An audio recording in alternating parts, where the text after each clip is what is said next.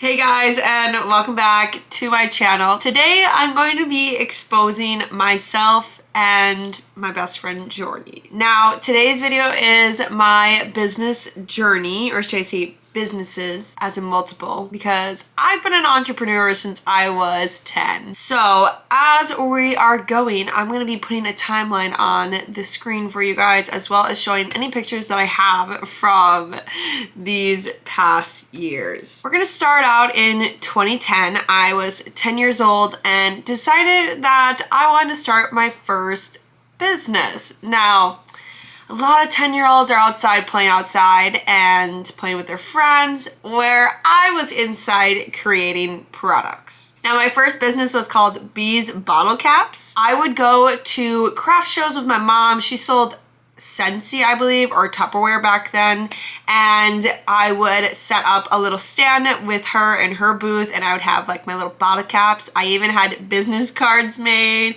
and I just had a grand old time making bottle cap jewelry. Now, that did not stick. Well, it did for a bit, a couple years, I guess. I would go on and off on craft shows with my mom, and it'd be a fun old time. Then one day I decided to stop doing bees bottle caps and start with beaded jewelry. Now, this is now 2012. I'm about 12 years old, and I started bees jewelry. Okay, you see where the theme is going. And yes, it's that jewelry that you make, like bracelets and necklaces with like beads and like the stretchy string, all that good stuff. Now, I had a grand old time doing this because I loved being creative.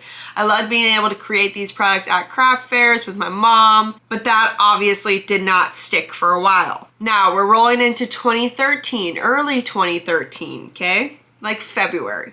And my best friend and I, Jordy, as some of you guys may know, we decided to experiment with duct tape. Now, a lot of kids in middle school at this time, 13, 12 years old, were really into duct tape. Now, I remember we would beg our parents to bring us to like Walmart, or we would bike to Walgreens and we would get more duct tape because they came out with new patterns. So we decided to create JB's duct tape. Now, duct tape is not spelled correctly, okay? We were 13 and we sold these in our school. We didn't go to craft shows or anything like that. We literally sold them to people at our middle school. We created wallets, diapers for our stuffed animals, as well as bags for like coins or whatever you would put into a bag, I guess. We made these bags out of Ziploc bags. We would put duct tape over the Ziploc bag, and then we'd be like, oh, it's a bag. Oh my gosh. You guys have no idea how embarrassing this is because the account is still up. The account is still up. We were those types of kids that would get up on a snow day at like 7 a.m., FaceTime each other all day creating duct tape creations. We weren't those kids that would go outside and play in the snow on a snow day, or like watch movies or play video games, whatever. We would get up and make duct tape creations. Now, about a month later, we decided to start a new business because we were entrepreneurs. We took up knitting, and that's the time when Hotel Transylvania, the first one, came out, and we were obsessed with it. I believe I stayed at Jordy's house for like 2 weeks straight. I would never want to go home because we would constantly watch Hotel Transylvania on repeat, knitting scarves. Now, these weren't just any normal scarves. They were like the twirly ones that you'd make. We actually sold a pretty decent amount. Her mom would sell them at her work for us, or we would have our Instagram and people message us wanting them, whatever. Now, we didn't become millionaires from these two businesses, but it passed the time. It bought us stuff that we wanted when we were in middle school, so we're gonna leave it at that. And that account is still up. And that business was called Amazing Scarves. Not scarves, scarfs. Again, we were in middle school, didn't know how to spell.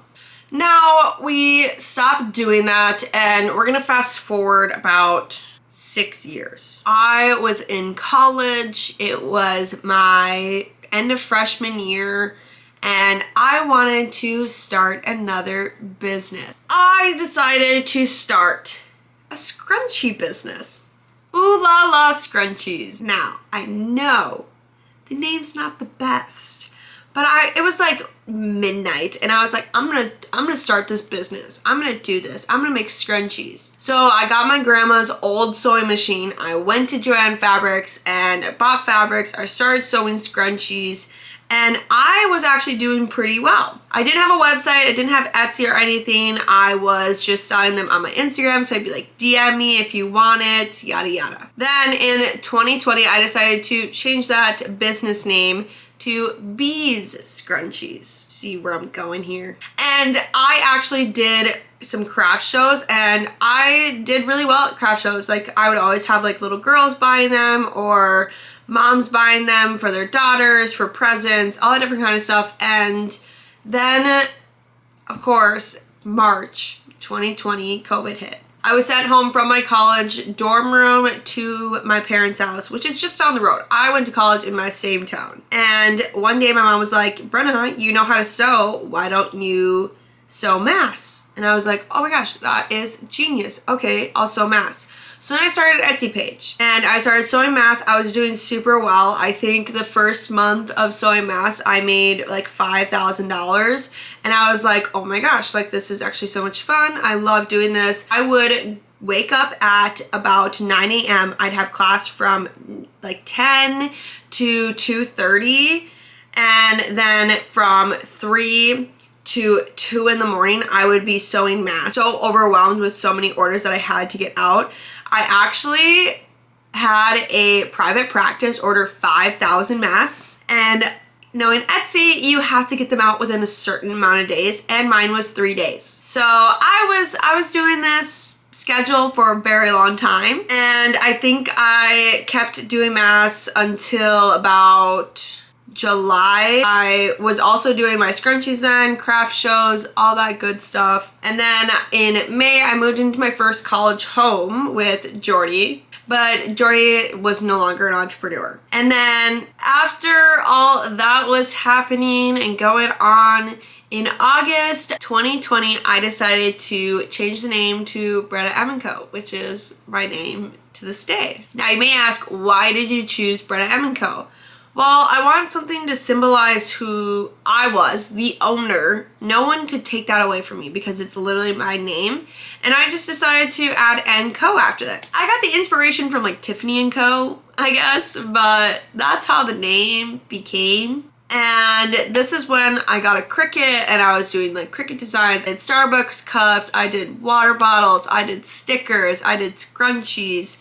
I was doing so much back then. After doing that for a while, in 2021, on my birthday, January 6th, I launched my first apparel items. And they kind of had some mental health meaning, but I also launched one that said "But First Coffee." And I decided to really get down to what I wanted my business to represent, and that was mental health and positivity. Because of everything that was happening and the world that we started to live in and all the chaos and people getting depressed and anxious and all that different kind of stuff, I wanted to bring light into mental health awareness because mental health is health. And I think people need to realize that. So after all that, we're now to present day of Brenna M Co, creating mental health and positivity products. And that's my business story. I know this was kind of like a short video, but I get so many questions about what is your business's story, how did you start, and I wanted to bring you along the timeline of me being an entrepreneur. I've been an entrepreneur since I was 10 years old. So for 12 years, almost 13. If you guys like this video, please give it a big thumbs up and don't forget to subscribe to my channel if you're not subscribed already. And I'll catch you guys in the next one. Bye guys!